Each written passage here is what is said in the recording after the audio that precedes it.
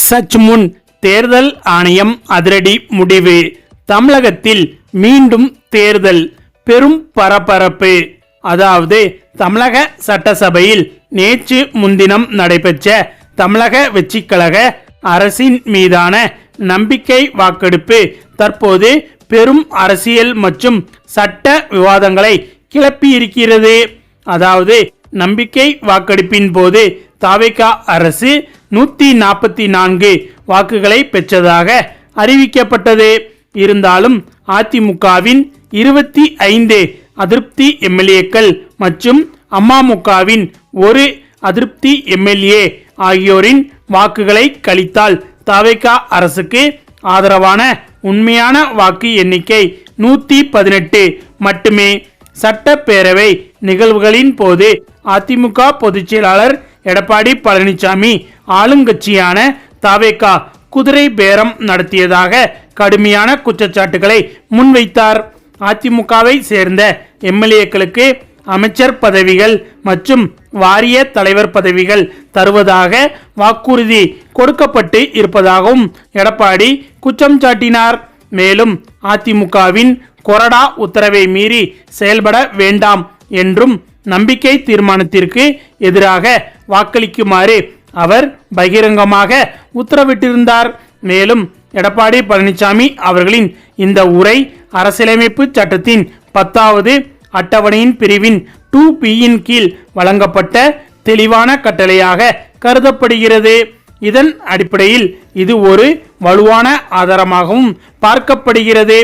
ஆனால் இந்த எச்சரிக்கையை மீறி எஸ்பி வேலுமணி, சிவி சண்முகம் தலைமையிலான அதிருப்தி குழுவினர் பேச சபாநாயகர் அனுமதி வழங்கியதோடு மட்டுமில்லாமல் அவர்களை தவிக அரசுக்கு ஆதரவாக வாக்களிக்கவும் அனுமதித்தார் என்பது குறிப்பிடத்தக்கது. இது தமிழ்நாடு சட்டப்பேரவை விதிகளுக்கு முரணானது என எதிர்க்கட்சிகள் புகார் தெரிவித்து இருக்கின்றனர். அதிமுக மட்டுமில்லாமல் அமமுக பொதுச் செயலாளர் டிடிவி தினகரனும் தனது கட்சியின் ஒரு எம்எல்ஏ குதிரை பேரத்தில் ஈர்க்கப்பட்டதாக குற்றம் சாட்டினார். மேலும் எதிர்க்கட்சி தலைவர் உதயநிதி ஸ்டாலின் மற்றும் தேமுதிக பொதுச் செயலாளர் பிரேமலதா விஜயகாந்த் உள்ளிட்ட எதிர்க்கட்சி தலைவர்கள் அனைவரும் ஒருங்கிணைந்து இந்த குதிரை பேரத்திற்கு எதிராக அவையில் கடும் போராட்டங்களை நடத்தினர். எதிர்க்கட்சிகள் முன்வைத்த இந்த கடுமையான குற்றச்சாட்டுகளை சபாநாயகர் மேலோட்டமாக அணுகி இருக்கக்கூடாது என்பதே அரசியல் நோக்கர்களின் கருத்தாக இருக்கிறது. அவசரமாக நம்பிக்கை வாக்கெடுப்பை நடத்தியதற்கு பதிலாக குற்றச்சாட்டுகளை நிரூபிக்க எதிர்க்கட்சிகளுக்கு வாய்ப்பு கொடுத்திருக்க வேண்டும்.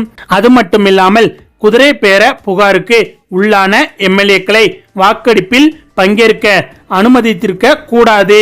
குறிப்பாக ராஜாராம் பால் வழக்கில் உச்சநீதிமன்றம் வழங்கிய தீர்ப்பின்படி இத்தகைய புகார்களை விசாரிக்க ஒரு விசாரணை குழுவை சபாநாயகர் ஜேசிடி பிரபாகர் அவர்கள் நியமித்திருக்க வேண்டும். அக்குழுவின் விசாரணை முடிவில் வாக்களிக்க பணம் பெற்றது நிரூபிக்கப்பட்டால் சம்பந்தப்பட்ட உறுப்பினர்களை பதவியிலிருந்து நீக்க வழி உண்டு. ஆனால் முதலமைச்சர் விஜய் அவர்கள் இந்த குற்றச்சாட்டுகளுக்கு அவையில் முறையான மறுப்பு தெரிவிக்காதது சந்தேகங்களை மேலும் வலுப்படுத்துகிறது. கட்சியின் பொதுச் செயலாளர் உத்தரவை மீறி கொறடா உத்தரவை மீறி வாக்களித்த 26 எம்எல்ஏக்களின் வாக்குகளும் செல்லாதவை என அறிவிக்கப்பட்டால் அவர்கள் தகுதி நீக்கம் செய்யப்பட்டு பதவி பறிக்கப்படலாம். அது மட்டுமில்லாமல் அந்த 26 எம்எல்ஏக்களின் தொகுதிகளுக்கு இடைத்தேர்தல் கூட வரலாம். ஆனாலும் கூட தவிக அரசுக்கு ஒரு சாதகமான அம்சம் இருக்கிறது. அதாவது திமுக உள்ளிட்ட கூட்டணி கட்சிகளின் ஆதரவுடன் அரசுக்கு இருக்கும் 118 வாக்குகள் இன்னும் கேள்விக்குறியாக்கப்படவில்லை. தமிழக சட்டப்பேரவையின் தற்போதைய பெரும்பான்மை பலத்தின் அடிப்படையில் பார்த்தால் 118 வாக்குகள் தவிக அரசு நீடிப்பதற்கு போதுமானதாக இருக்கிறது. ஆனால் சபாநாயகரின் செயல்பாடுகள் மற்றும் கட்சி தாவல் தடை சட்டத்தின் கீழ் அதிருப்தி எம்எல்ஏக்களின் தகுதி குறித்து நீதிமன்றம் தலையிட்டால் இது தமிழக அரசியலில் ஒரு புதிய திருப்பத்தை ஏற்படுத்தும் என்பதில் ஐயமில்லை. ஜனநாயக மாண்புகளை காக்க குதிரை பேர புகார்கள் முறையாக விசாரிக்கப்பட வேண்டும் என்பதே பொதுமக்களின் எதிர்பார்ப்பாகவும் இருக்கிறது. இது ஒருபுறம் இருக்க, தற்போது அதிமுகவின் நிலைமை படும் மோசமாக மாறிவிட்டது. எடப்பாடி அவர்கள் கட்சியில் இருக்கும் அனைவரின் பதவியையும் பறிக்க தொடங்கிவிட்டார். ஏற்கனவே அதிமுகவில் ஒரு நிலையான ஆள் கூட இல்லை. தற்போது ஒவ்வொருத்தராக கலண்டு திமுக தவேகா என்று மாறி மாறி இணைய தொடங்கிவிட்டனர். இந்த நிலையில் நேற்று முன்தினம் சட்டப்பேரவையில் நடந்து முடிந்த நம்பிக்கை வாக்கெடுப்பில் அதிமுகவை பொறுத்தவரையில் எடப்பாடி பழனிசாமி தரப்பு எம்எல்ஏக்கள் 22 பேர் விஜய்க்கு எதிராக வாக்களித்த நிலையில் எஸ்பி வேலுமணி தரப்பு எம்எல்ஏக்கள் 25 பேர் விஜய்க்கு ஆதரவாக வாக்களித்தனர். அதிமுக கொறடா உத்தரவை மீறி 25 பேர் வாக்களித்தது எடப்பாடி பழனிசாமியின் தரப்பை கடும் கோபத்திற்கு உள்ளாக்கியுள்ளது. இதனை அடுத்து உடனடியாக CV சண்முகம், எஸ்பி வேலுமணி, நத்தம் விஸ்வநாதன் உட்பட 25 பேரின் கட்சி பதவியை எடப்பாடி பழனிசாமி பறித்து விட்டார் என்பது குறிப்பிடத்தக்கது. ஆனால் அதிமுக கொறடா உத்தரவை மீறி செயல்பட்ட 25 எம்எல்ஏக்களின் பதவியை பறிப்பது தொடர்பாக எடப்பாடி பழனிசாமி தீவிரம் காட்டவில்லை.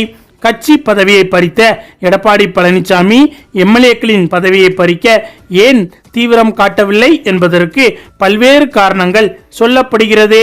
கொறடா உத்தரவை மீறினால் கட்சி தாவல் தடை சட்டம் படி எம்எல்ஏக்களின் பதவியை பறிக்க சட்டத்தில் வழிவகை செய்யப்பட்டுள்ளது.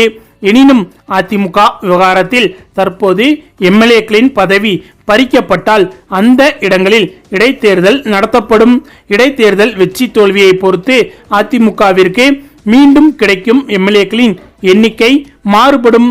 ஒருவேளை இடைத்தேர்தல் நடைபெற்றால் அதில் திமுக வேட்பாளர்களோ அல்லது தவேகா வேட்பாளர்களோ வெற்றி பெற வாய்ப்பு இருக்கிறது. அப்படி நடந்தால் அதிமுகவிற்கு தற்போது உள்ள 47 எம்எல்ஏக்களின் எண்ணிக்கை மேலும் குறைய வாய்ப்பு இருக்கிறது. எனவே அது தங்களுக்கு ரிஸ்காக அமையும் என்பதால் எடப்பாடி பழனிசாமி தரப்பு தீவிரம் காட்டவில்லை என்று சொல்லப்படுகிறது. ஆனால் இந்த விஷயத்தில் எடப்பாடி பழனிசாமி தரப்பு தீவிரம் காட்டவில்லை என்றாலும் அந்த 26 எம்எல்ஏக்களின் பதவி எப்படி தற்போது தவேகாவில் ஏற்றுக்கொள்ளப்படும் என்று ஒரு குழப்பம் நீடித்து வருகிறது. இந்த நிலையில் இந்த விவகாரம் தற்போது ஆளுநர் வரை கொண்டு செல்லப்பட்டு விட்டதாக தகவல்கள் வெளிவந்துள்ளது.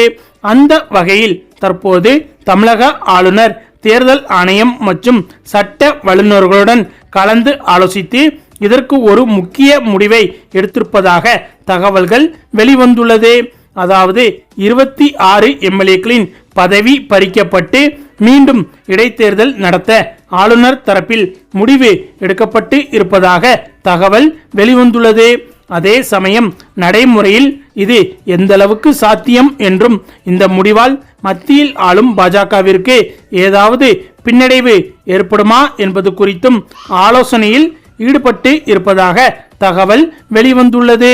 மேலும் இதனால் நம்பிக்கை வாக்கெடுப்பில் 144 எம்எல்ஏக்களின் ஆதரவை பெற்ற தவேகாவிற்கு பெரும் பின்னடைவு ஏற்படும் என்பது குறிப்பிடத்தக்கது.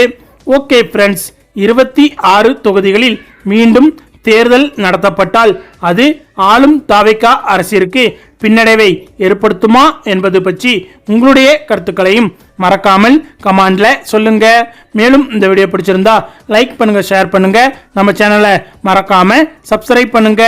தேங்க்ஸ் ஃபார் வாட்சிங்.